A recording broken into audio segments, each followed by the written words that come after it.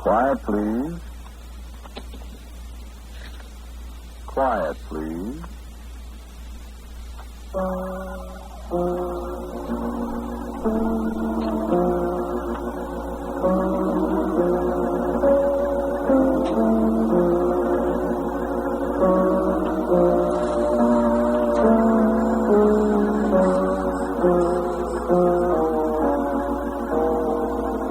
American Broadcasting Company presents Quiet, Please, which is written and directed by Willis Cooper, and which features Ernest Chappell.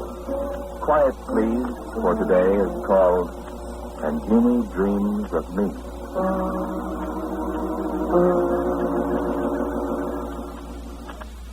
There were always the trees, the tall great oaks and the solemn cypresses, the distant weeping willows and the holly trees beside the pathway, spreading their sturdy arms, flaunting their green and red in the twilight, and the tall columns of the house gleaming whitely beyond the trees. I remember the silence, too, the dusky silence that lay always about the place, the silence that was always there when the dream began, the silence that dissolved to the music as I hurried up the long, winding pathway toward the tall white house that waited for me. For the earnest little boy in knickerbockers that I once was. For the haggard young soldier in muddy battle dress who was myself 5 years ago. For the unhappy, bewildered man I am today. I have no remembrance of a time when the dream was not a part of my life. And I know the trees and the path and the house better than I know the streets of the city I lived in. In all the years, they have not changed. They see me change, but they remain timeless and always the same.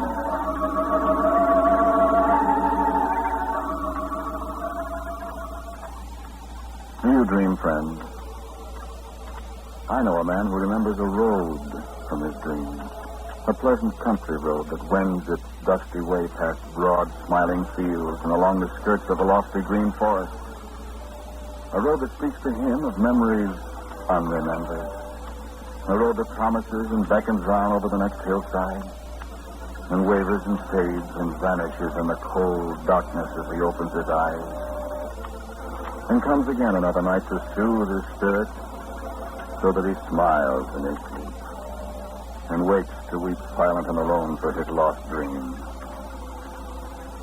Do you dream of long-forgotten friends, of a hillside under the clouds, of an island in a sunlit sea? Do you know the desperate longing to return to the dream place, the hopeless nostalgia for the world that lies beyond the curtain of sleep? And do you ever return? Listen to me, for perhaps we are kin.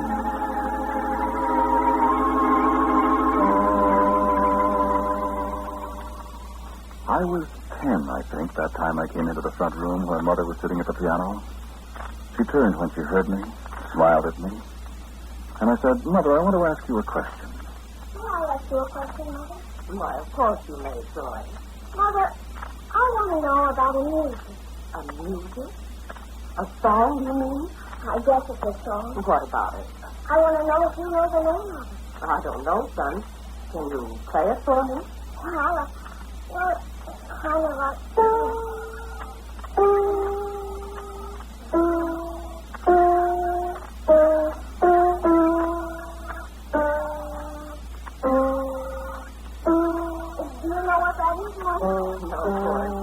Just listen.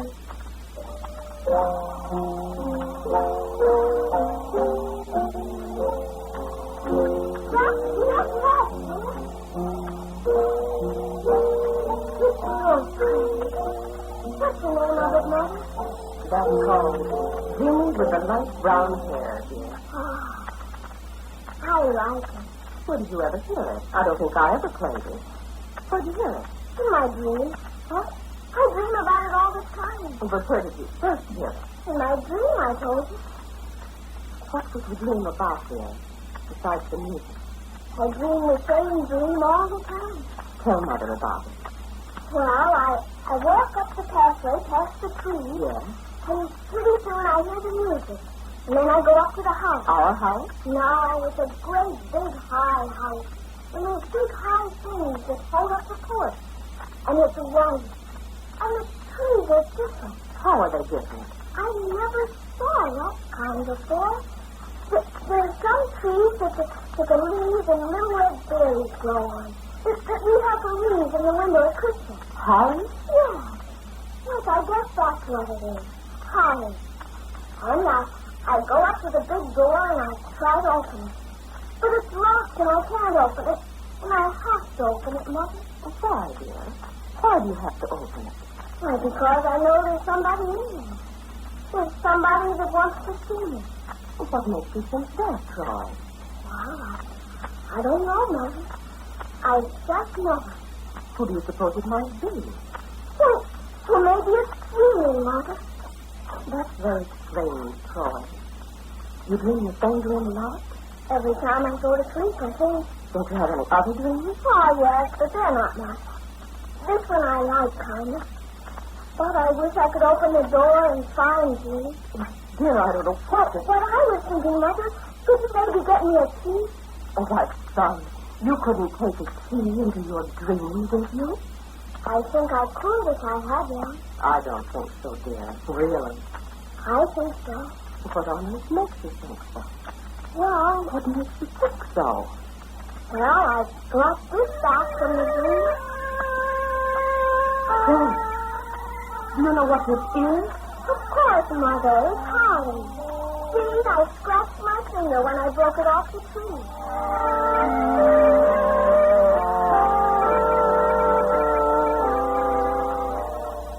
Dr. Hogan said there was nothing wrong with me that fresh air in great quantities and plenty of wholesome food would not remedy. And for a time the dream went away from me, and I could not conjure up the visions of the towering oaks and the rugged holly trees, of the White House and the long winding graveled walks. There were nights when I caught a tortured view of the white pillars and the broad white steps, but hasten as I might, the picture faded before I could gain the porch, and I fell away in the deep, black, dreamless sleep of exhaustion. And always the haunting melody of Stephen Foster's song floated through my sleep. But there was never any key to unlock the door either. And I resigned myself to an endless dream of frustration in which I must struggle endlessly to reach the one I loved and never find her. For I knew Jeannie was there. And I hoped. And still the dream came and went. I might sleep peacefully undisturbed for a night, for 2 nights, a week. And then...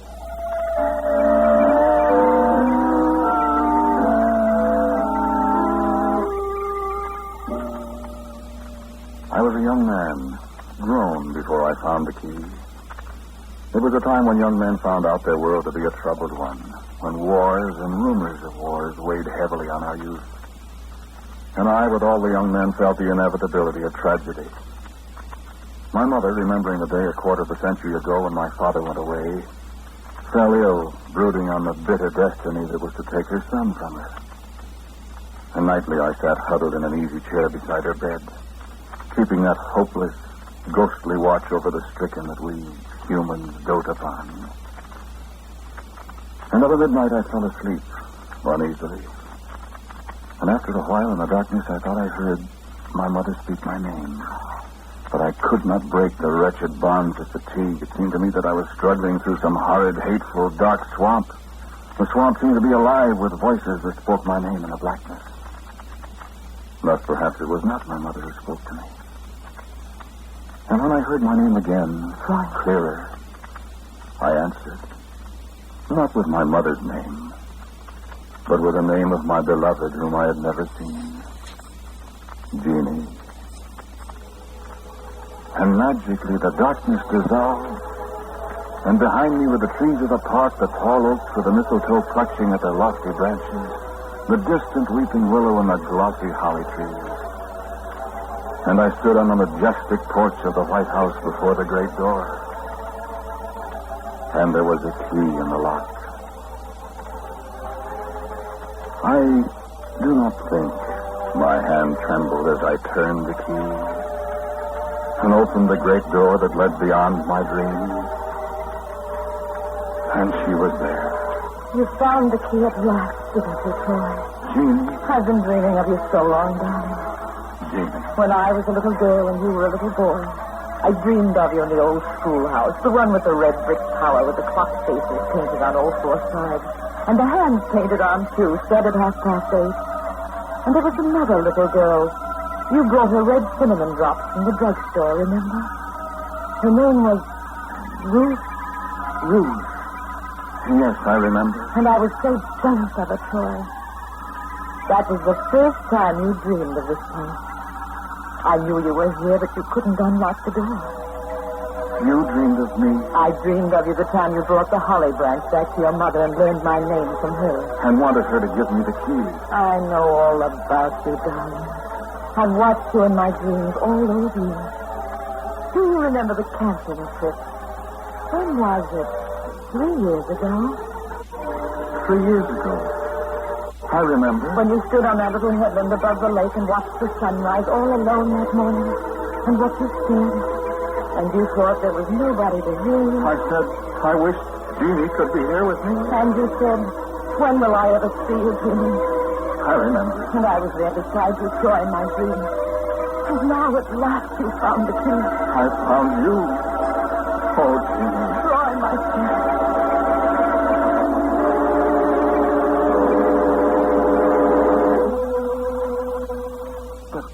What will we do? This is a dream. Is it a dream, Troy? Or is it your other life that's a dream? My other life? That's a dream to me. Oh, Troy, stay here with me. But I can't. I know I can't. Why? I can't. We'd walk through the woods every day, and I know places, secret places that we could have for our own. And there's the house. And... I want to stay more than anything else in the world. I've dreamed of you for so long. And I've dreamed of you, Troy, remember? But this is a dream. I'm asleep in a chair beside my mother. My mother's ill. Stay. No. I'm afraid, Jeannie.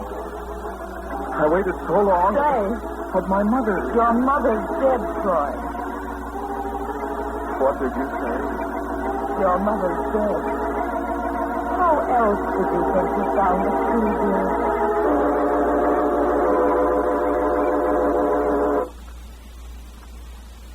And I was awake again, in my mother's room. And Jeannie had told me the truth. While I dreamed, while I kissed Jeannie, I stood up and something dropped from my lap to the floor. A key. A great old-fashioned brass key that I had last seen in the lock of the door of the house where Jeannie lived.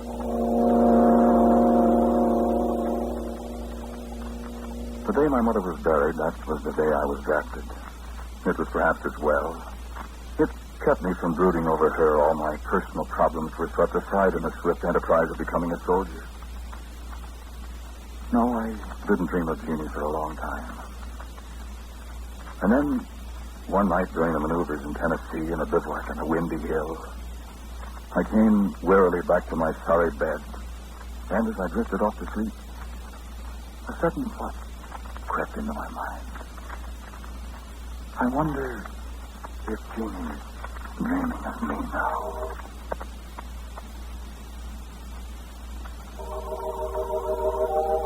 And instantly I was walking up the long, curving path to the old house, still in my dirty fatigue clothes, carrying my rifle to the sling, the heavy old key at the bottom of my handbag.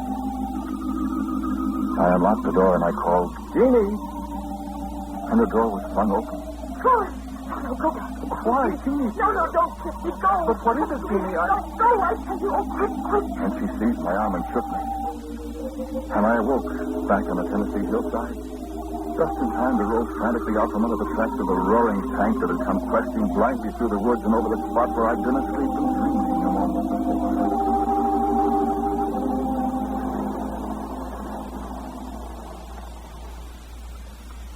There was no more sleep, no more dreaming for me that night. There was no more dreaming of Jeannie for a long, long time. Jeannie dreamed of me. I know she did.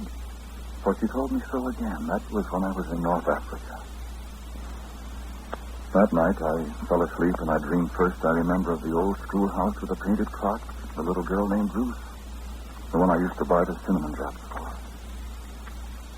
And in the dream, Ruth was angry at me for something I couldn't figure out until she stamped her foot when I picked up her books to carry them home, and she cried out at me, "No! You let me alone. You go find Jeannie."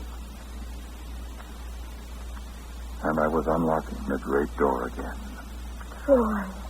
Jeannie. Oh, Troy, I've got great news for you. It's so wonderful to see you. I've seen you every single day. I've worried about you getting so thin, not having enough to eat, and the fighting and everything. They were horrible dreams, Troy. I've hoped every night I dream of you. I wanted you to so bad. But I suppose I wasn't strong enough or something. Is it you that makes me dream of you, Jeannie? Yes, of course. And now you have the key. Yes. Yes, I have the key. I'm sorry about that, Troy. But it's the only way. I can't help it. I love my mother. Yes, dearest, I know. But you wanted to find me. Yes. Do you love me? Didn't you ask that? Oh, Troy, I wanted you to come back so badly. What did you mean about not being strong enough? I couldn't make you dream of me until somehow or other you dreamed of that little girl you were in love with when you were a child. That little Ruth. Yes, I remember. But what does that have to do with it? Why, I don't know exactly. You remember what happened to her? Why, she died, if I remember. Yes, that's right. She died. About the time you started dreaming. But I don't understand. That's all there is, Troy. You're here now. Yes. Kiss me and I'll tell you the wonderful news. Oh, I've dreamed of this for so long.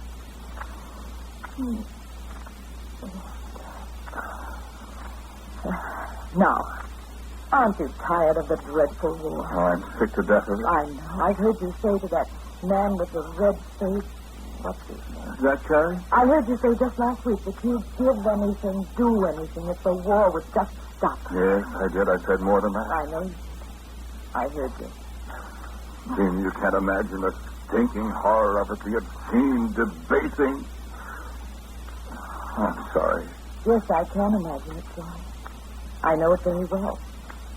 I've dreamed of it. I know. The day when your captain was killed. Yes. And you tried to pull him out of the half-track. I'd give anything to be out of it. But it's got to be done. You said you'd give a leg. That's what I said to Jack, wasn't it? Yes. I don't know. What's the good news you have for me? You're going to stay this time. I can't. You've got both your legs here. What do you... Early tomorrow morning, there's going to be an air raid. A bomb is going to fall on the building where you'll sleep. Jean, I know, Troy. You can't go back. how do you... You're going to stay here with me.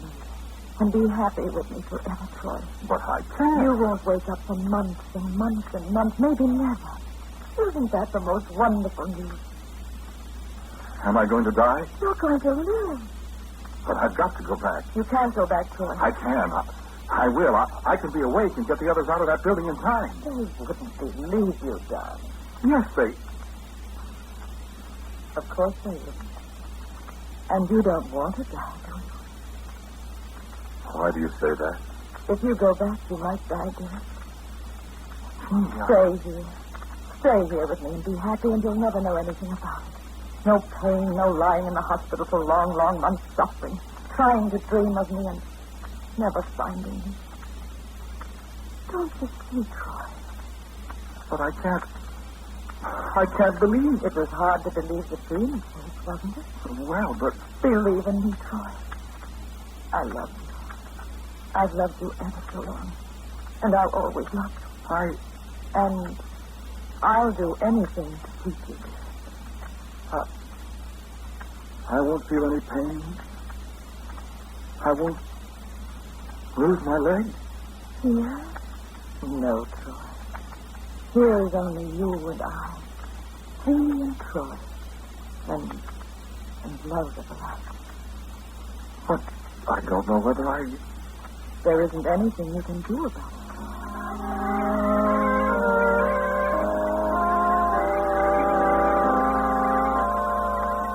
4 years. 4 long years of... What shall I call it? There must be a word for that kind of life. If it is life. Jeannie told me her dreams sometime. The doctor said the patient hasn't regained consciousness. Not in all the years. And here the great lawn was green, and the scent of magnolias was cloying, overpoweringly sweet. Doctors recognized him. And here I looked into the clear blue eyes of Jeannie. Her light brown hair was a magic spell to me. Sometimes he screams, and then they give him morphine. And here there is no pain, no sorrow, only the magnolias, cloyingly sweet. And Jeannie. The doctor said the patient talks sometimes in his sleep, and he calls them names. In my dream here, I call your name. And we shall live happily ever after. But what if I die in my sleep, Jeannie? Then I'll die too. Will I go back there to die, Jeannie? Why must we speak of dying, dearest Troy? Tell me you love me.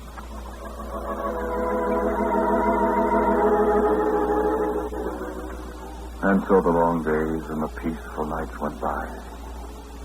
While in another world men fought and murdered each other, had no thought of another world that might be a world of dreams, and then might not be. For which is the real one? I found myself as the endless days and nights went by, wondering and secretly wishing for the other world I had left behind for my dream of Jeannie. I stood under the high pediment of the porch and watched the sun set in magnificence beyond the rolling forest-clad hills.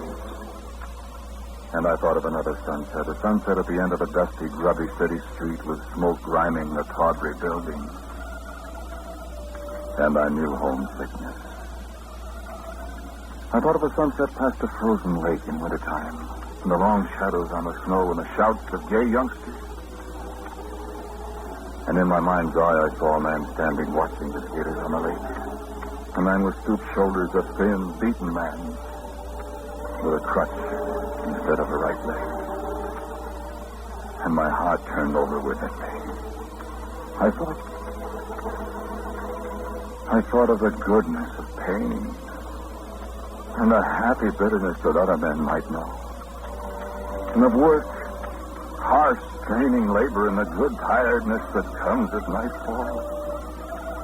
And again of a bed in a hospital somewhere and doctors puzzling over a man who had slept for 5 years or more.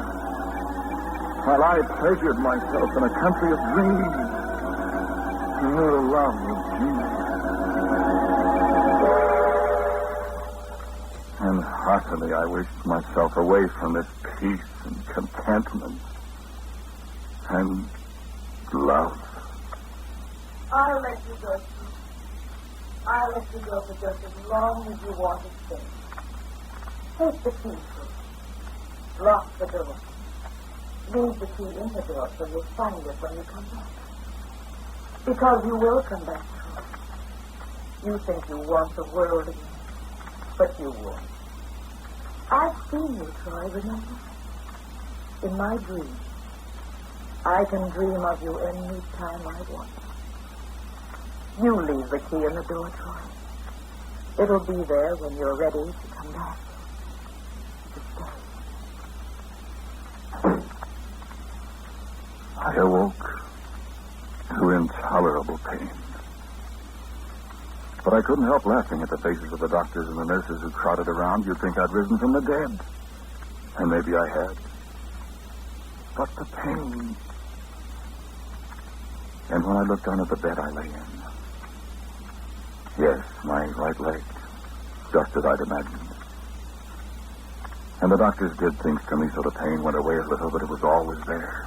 And I welcomed it. I suffered. But I was my own man again. And I did sleep, but I don't remember sleeping. I didn't dream. Then, last week, they told me I was good enough to be transferred to another hospital where a great specialist was to treat me and make me well. And again my heart turned over within me, for now I was to live and be my own man forever. Jeannie? Yes, I thought of her. Yes, I thought of her. The first time I thought of her was when I got in the airplane. I'd never been in an airplane before. The second time I thought of her, well, I'll tell you the dream in the airplane. The drone of the motors made me drowsy.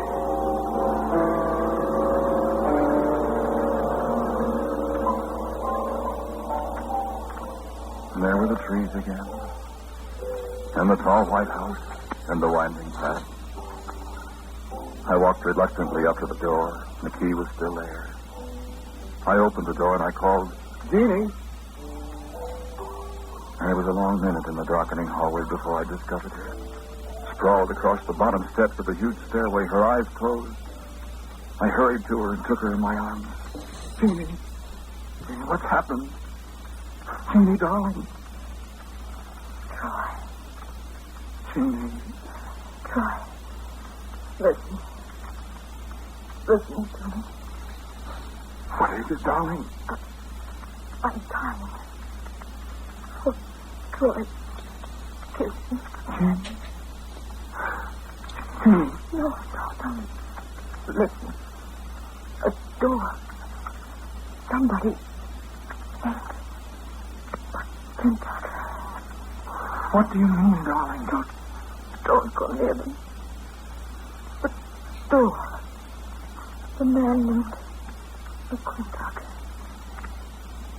Never see you again, Troy. And the whole scene wavered before my eyes. And there was a sound like thunder. And I'm here, sitting in the front seat on the right in an airplane full of people. What did she mean, I thought. And as the lighted sign above the door flashed on, fasten seatbelts, I glanced up at the other little signs on the wall in front of me. Stewardess somebody, second officer Harry somebody, pilot William J. McClintock. And the ship is moving strangely now. We're going down fast. Must be coming in for a landing. But the door, that's where the pilots are, where McClintock is. Smoke is coming out from under the door.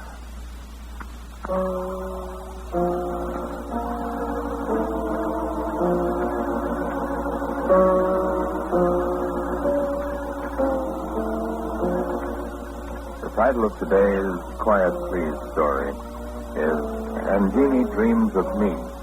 It was written and directed by Willis Cooper, and the man who spoke to you was Ernest Chappell. And the mother was Anna Maud Morat.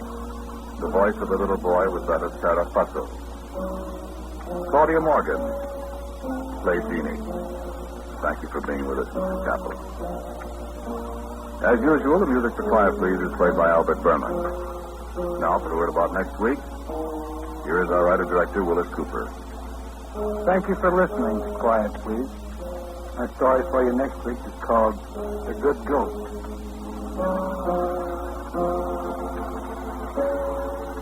And so, until next week at the same time, I am quietly yours, Ernest Chappell.